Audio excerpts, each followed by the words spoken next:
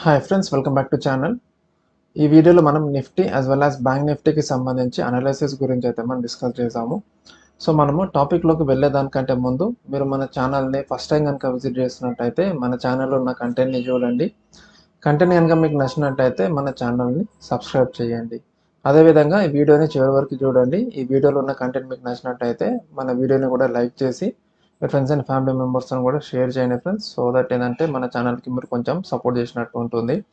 ఒకవేళ in case video చూసేటప్పుడు కానీ చూసిన తర్వాత కానీ మీకు ఏదైనా డౌట్స్ ఉన్నట్టయితే ఆ డౌట్స్ని కింద కమెంట్ సెక్షన్లో కమెంట్ చేయండి. వాటిని నేను క్లారిఫై చేయడానికి అయితే నేను ట్రై చేస్తాను. సో ఫ్రెండ్స్, ఇప్పుడు డైరెక్ట్గా మనం టాపిక్లోకి అయితే వెళ్ళిపోదాం. ఫస్ట్ మనము నిఫ్టీకి సంబంధించిన అనాలిసిస్ గురించి మనం డిస్కస్ చేసాము. సో ఇక్కడ చూసుకుంటే ఇది మన నిఫ్టీ చార్ట్ హార్లీ టైం ఫ్రేమ్లో.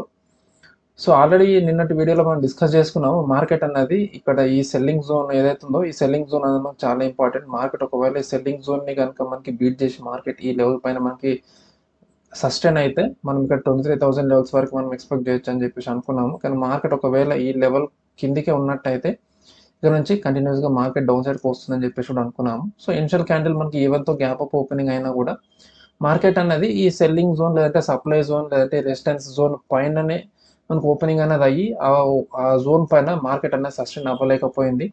అక్కడ నుంచి మార్కెట్ కంటిన్యూస్గా మనకి డౌన్ సైడ్కి రావడం వల్ల దాని తర్వాత ఏదైతే మార్కెట్ మనకి అప్ సైడ్ మూమెంటం వచ్చింది అది కూడా మనకి ఈ లెవెల్ని మనకి బ్రేక్ చేయలేకపోయింది. దాని తర్వాత ఫాలోఅప్ క్యాండిల్ మనకు ఒక మంచి మారుబోజు క్యాండిల్ పడి దాని తర్వాత కంటిన్యూస్గా 2 క్యాండిల్స్ మనకి డోజీస్ పడ్డాయి. దాని తర్వాత మనకి స్మాల్ బాడీ క్యాండిల్ పడ్డది.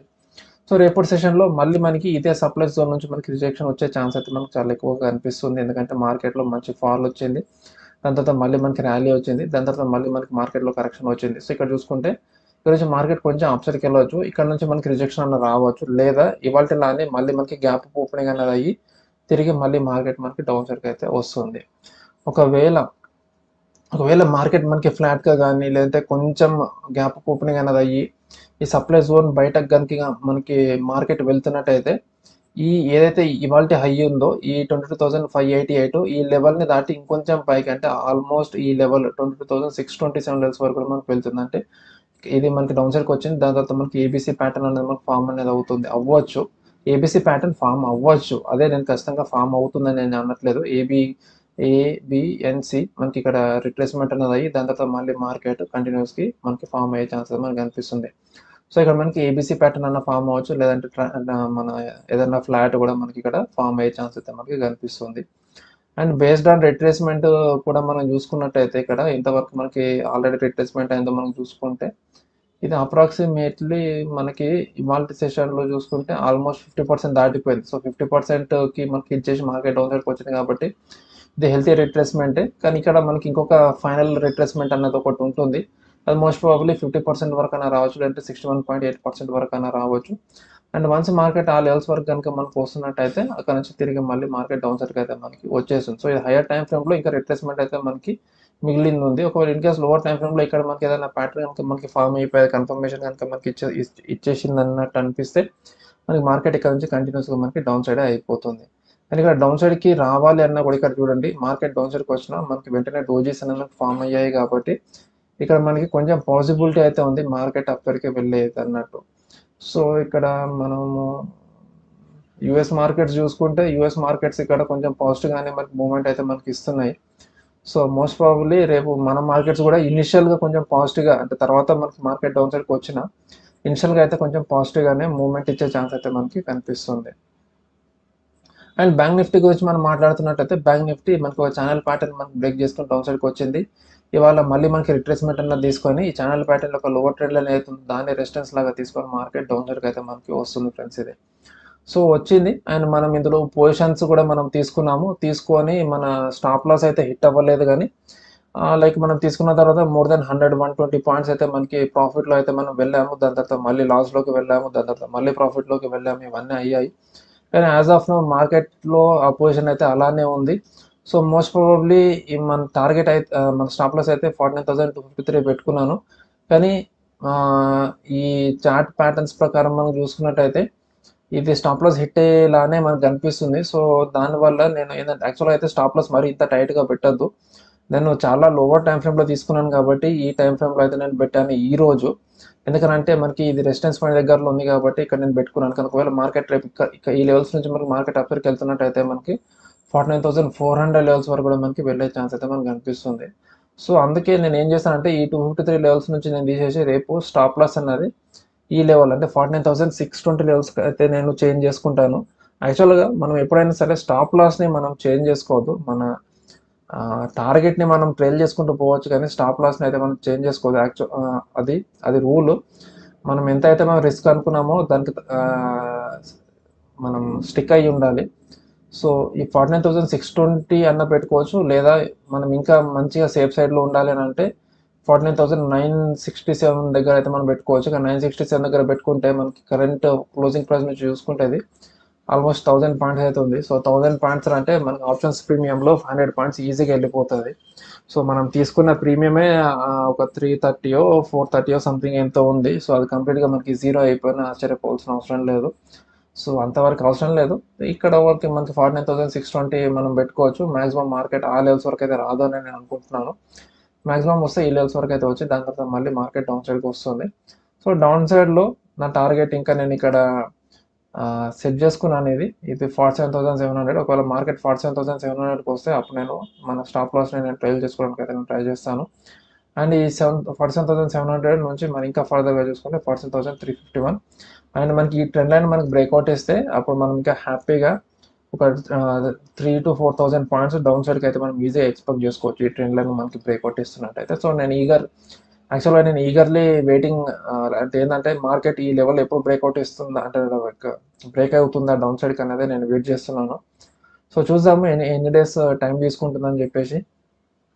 సో యాక్చువల్గా మనకి మార్కెట్ అప్ సైడ్కి మనకి స్లోగా అనేది వెళ్ళి డౌన్ సైడ్కి అనేది చాలా స్పీడ్గా అనేది రావాలి. ఎందుకంటే ఇది మనకి ఫైనల్ ర్యాలీ కాబట్టి అండ్ ఇక్కడ మనకి డైవర్జెన్స్ కూడా ఉంది. సో మనకి స్పీడ్గా రావాలి, కానీ ఇక్కడ కొంచెం చూసుకుంటే కొంచెం స్లోగానే మనకి మార్కెట్ అనేది డౌన్ సైడ్కి వస్తుంది. సో దానికి తగ్గట్టుగానే మనం ప్లాన్ అయితే చేసుకోవాలి. అండ్ ఈరోజు యాక్చువల్గా నేను నిఫ్టీలో పొజిషన్ అయితే నేను తీసుకున్నాను. అది మీకు లైక్ 1 minute టైం ఫ్రేమ్లో యాక్చువల్గా నేను నా వేరే సిస్టంలో నేను అనాలిసిస్ అంతా నేను చేసుకుంటాను. సో మీకు ఏదైతే నేను టెలిగ్రామ్ గ్రూప్లో నేను లైక్ స్క్రీన్ షాట్స్ తీసి పంపిస్తాను, అది లైక్ వేరే ల్యాప్టాప్లో నుంచి డైరెక్ట్ నేను స్క్రీన్ షాట్ తీసి పంపిస్తుంటాను.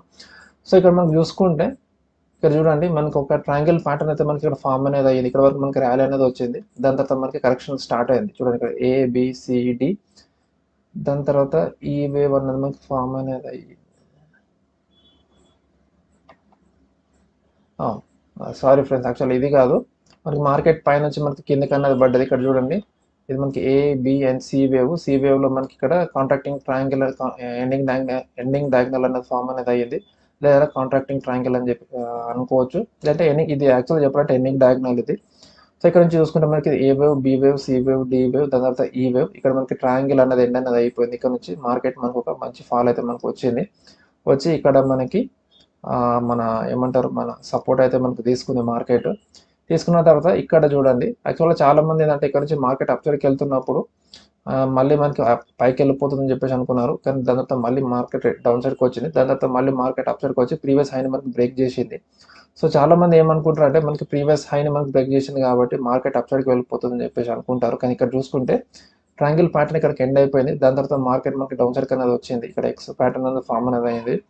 దాని తర్వాత చూసుకుంటే మనకి ఇది A, దాని తర్వాత B, దాని తర్వాత C. ఇక్కడ మనకి 3 వేవ్స్ ఉన్నాయి. దాని తర్వాత మనకి 5 వేవ్ ప్యాటర్న్. ఇది మనకు ఒక రన్నింగ్ మన ఎక్స్పాండెడ్ ఫ్లాట్ అని అనుకోవచ్చు, అంటే ఇది మన రెగ్యులర్ ఫ్లాట్ అని చెప్పేసి కూడా అనుకోవచ్చు ఇది. సో మనకి రెగ్యులర్ ఫ్లాట్ అయితే మనకి ఫామ్ అనేది అయ్యింది. సో రెగ్యులర్ ఫ్లాట్లో మనకి ఏదంటే మనకి ఇక్కడ ఏ వేవ్ని మనకి బీట్ చేసుకొని మార్కెట్ అప్ సైడ్కి అయితే వెళ్ళిపోతుంది. సో ఇదేంటంటే మార్కెట్లో ఇంకా ర్యాలీ వస్తుందన్నది కాదు, ఇదేంటంటే మనకి కొంచెం ఆ మూమెంటంలో ఇది C వేవ్ అనేది చాలా మూమెంటంతో వస్తుంది అన్నట్టు. ఈ రెండు వేవ్స్లో మనకి మూమెంటం అనేది ఉండదు, C వేవ్లో చాలా మూమెంటం ఉంటుంది. సో దానివల్ల చాలా స్పీడ్గా అయితే మార్కెట్ అప్ సైడ్కి వెళ్తుంది. సో మార్కెట్లో నేను ఎప్పుడైతే ఈ ట్రయాంగిల్ ప్యాటర్న్ అన్నది ఎండ్ అయిందో నేను కంటిన్యూస్గా అబ్జర్వ్ చేస్తూనే ఉన్నాను. ఎండ్ అయిన తర్వాత ఇక్కడ చూడండి, ఇక్కడ మనకి నేను తీసుకున్న ఎంట్రీ ఇది కూడా నేను మీకు చూపిస్తాను. సో మనం యాక్చువల్గా ఎండ్ అయిన తర్వాత అన్న తీసుకోవచ్చు, లేదా యాక్చువల్గా నేను చేసేది నేను చూడండి మనకి మార్కెట్ అప్ సైడ్కి వెళ్ళింది ఇదొకటి, ఇక్కడ ఇది మనకి డౌన్ సైడ్కి వచ్చి రీట్రేస్మెంట్ తీసుకుంది. సో రీట్రేస్మెంట్ తీసుకున్నప్పుడు నేను ఇందులో ఎంట్రీ అయితే నేను ఇక్కడ తీసుకున్నాను. ఈ పాయింట్ ఆఫ్ టైంలో నేను ఎంట్రీ తీసుకున్నాను 22,500 దగ్గర. 22,500 దగ్గర ఎంట్రీ తీసుకున్నాను. అండ్ మన టార్గెట్ చూసుకుంటే నేను ఆల్మోస్ట్ ఈ లెవెల్స్కి పెట్టుకున్నాను. నేను ఇక్కడ ఇది 22,350 లెవెల్స్ వరకు అయితే నేను పెట్టుకున్నాను, అంటే ఆల్మోస్ట్ 150 పాయింట్స్. కానీ మార్కెట్ ఈ లెవెల్ని మనకి సపోర్ట్ లాగా తీసుకొని మార్కెట్ డౌన్ సైడ్కి రావట్లేదు. సో ఫస్ట్ టైం ఇక్కడికి వచ్చినప్పుడు ఇక రిట్రేస్మెంట్ తీసుకొని మళ్ళీ మార్కెట్ డౌన్ సైడ్కి వస్తుందని చెప్పేసి అనుకున్నాను. కానీ ఇక్కడ మార్కెట్ అప్సైడ్కి వెళ్ళినప్పుడు మనకి ఇది ఒక 3 వేవ్ ప్యాటర్న్ ఫామ్ అయింది. సో 3 వేవ్ ప్యాటర్న్ ఫామ్ అయినప్పుడు ఏంటంటే మళ్ళీ మనకి మార్కెట్ డౌన్ సైడ్కి వచ్చి మళ్ళీ అప్సైడ్కి వెళ్తుంది అన్నట్టు. సో జిగ్జాగ్ ప్యాటర్న్ ఫామ్ అవుతుందని చెప్పేసి నేను అనుకున్నాను. కానీ ఆ జిగ్జాగ్ కంటే కూడా మనకి ఇక్కడ చూడండి డౌన్ సైడ్కి వచ్చింది, మళ్ళీ మార్కెట్ అప్సైడ్కి వెళ్ళి మళ్ళీ మనకి అంటే ఇక ఏబి దాని తర్వాత సి వేవ్ మనకి ఇక్కడ సింగులర్ వేవ్లో మనకి ఏబిసి ప్యాటర్న్ ఫామ్ అయితే మనకి కొంచెం కాంప్లికేటెడ్గా మనకి ఇది టైం తీసుకొని మనకి మార్కెట్ డౌన్ సైడ్కి వచ్చింది. సో చాలా బీ వేవ్స్ అనేది కొంచెం కాంప్లెక్స్ ఉంటాయి. సో దానివల్ల టైం తీసుకొని డౌన్ సైడ్కి అయితే వచ్చింది. సో ఎప్పుడైతే మార్కెట్ డౌన్ సైడ్కి వచ్చిందో నాకు కొంచెం డౌట్ఫుల్ అనిపించింది. ఇది మనకి ఫ్లాట్ ఫామ్ అయ్యే ఛాన్స్ ఉంది, అంటే లైక్ మనకి ప్రీవియస్ హైని మనకి బ్రేక్ చేసుకొని మళ్ళీ మార్కెట్ అప్సైడ్కి వెళ్ళే ఛాన్స్ ఉంటుంది, అంటే మళ్ళీ నేను తీసుకున్న పొజిషన్ దాటి మార్కెట్ అప్సైడ్కి వెళ్తుందని. సో మార్కెట్ ఎప్పుడైతే డౌన్ సైడ్కి అనేది వచ్చిందో ఈ లెవెల్స్ నుంచి మనకి రిట్రేస్మెంట్ అవుతున్నప్పుడు నేను ఇక్కడ చూడండి ఇక్కడ హయ్యర్లోని ఫామ్ చేసింది కదా, ఇక్కడ హయ్యర్లోని ఫామ్ చేసి ఇక్కడ ఓపెనింగ్ క్యాండిల్లో నేను ఇందులో నుంచి ఎగ్జిట్ అయితే నేను అయిపోయాను. సో ఎందుకు ఎగ్జిట్ అయిపోయారంటే ఇక్కడ కూడా చూడండి, ఇక్కడ నేను ట్రెండ్ లైన్ డ్రా చేసుకుంటే మనకి ఇది విత్ ఇన్ ద ట్రెండ్ లైన్లోనే వస్తుంది. ట్రెండ్ లైన్ బయటికి వచ్చి ట్రెండ్ లైన్ మనకి సపోర్ట్ లాగా తీసుకుంటుంది. సో అందుకే నేను ఇక్కడ ఎగ్జిట్ అయితే నేను అయిపోయాను. సో ఇదంతా చాలా సింపుల్ అండ్ ఈజీ కాన్సెప్ట్. ఇది మనకి నేను తీసుకున్న సెటప్ ఇది. దీనికి అడిషనల్గా నేను ఇంకొకటి యాడ్ చేసుకున్న కన్ఫర్మేషన్ కోసం ఏంటంటే అంటే లైక్ ఇది మనకి ఏబిసిడి అండ్ ఈ కదా. సో ఇది మనకి బి వేవ్ నుంచి మనము ఈ సి వేవ్ని మనం కనెక్ట్ అనేది మనం చేసుకోవాలి. ఏ వేవ్ నుంచి సి వేవ్ని కనెక్ట్ చేసుకోవాలి. సో సి వేవ్ని కనెక్ట్ చేసుకుంటే డి అవుతుంది, దాని తర్వాత ఈ వేవ్ అనేది వస్తుంది. సో ఈ వేవ్ అనేది అప్రాక్సిమేట్లీ మనకి ఇక్కడ వరకు ఇక్కడ చూడండి ఇక్కడ వరకు ఎండ్ అవుతుందని చెప్పేసి మనకు ఒకటి క్లారిటీ అనేది మనకు వస్తుంది అన్నట్టు. సో అట్లా వచ్చినప్పుడు ఏంటంటే మనం ఇక్కడ రెడీగా ఉండాలి. ఇక్కడ ఏ పాయింట్ ఆఫ్ టైంలో అయినా మనకి రివర్సల్ వస్తుందో, రివర్సల్ వచ్చినప్పుడు మనం ఇందులో ఎగ్జిట్ ఎంట్రీ అనేది తీసుకొని మనం ఆ ఫాల్ని మనం క్యాప్చర్ చేసుకోవడానికి రెడీగా అయితే ఉండాలి. సో అదే అనాలిసిస్. యాక్చువల్గా ఇది మీకు షేర్ చేయలేదు నిఫ్టీ. మ్యాక్సిమం నేను బ్యాంక్ నిఫ్టీలోనే నేను ఎంట్రీస్ తీసుకుంటాను. నిఫ్టీలో ఈరోజు both Nifty as well as bank Nifty రెండింటిలో కూడా నేను ఎంట్రీస్ తీసుకున్నాను. కానీ బ్యాంక్ నిఫ్టీలో నేను లైక్ ఎగ్జిట్ అయితే నేను అవ్వలేదు, అలానే ఉంచాను. మార్కెట్ ఒకవేళ అప్సైడ్కి వెళ్ళినా కూడా నాకు ఇష్యూ ఏం లేదు. సో అప్సైడ్కి వెళ్ళినా నేను అది స్టాప్ లాస్ నేను చేంజ్ చేసుకుంటానని చెప్పాను కదా. సో దానికి తగ్గట్టుగానే నేను లైక్ ప్రిపేర్ అయితే అయ్యాను అన్నట్టు నేను. సో ఫ్రెండ్స్ ఇది Nifty as well as bank నిఫ్టీకి సంబంధించిన అనాలిసిస్. ఒకవేళ ఇన్ కేస్ మీకు ఏదైనా డౌట్స్ ఉన్నట్టయితే కింద కామెంట్ సెక్షన్లో కామెంట్ చేసి అడగచ్చు. ఖచ్చితంగా వాటిని నేను క్లారిఫై చేయడానికి అయితే ట్రై చేస్తాను. మళ్ళీ మనం ఇంకొక వీడియోలో సరికొత్త టాపిక్తో కలుద్దాం. అంటిల్ దెన్ బై బై, జై హింద్.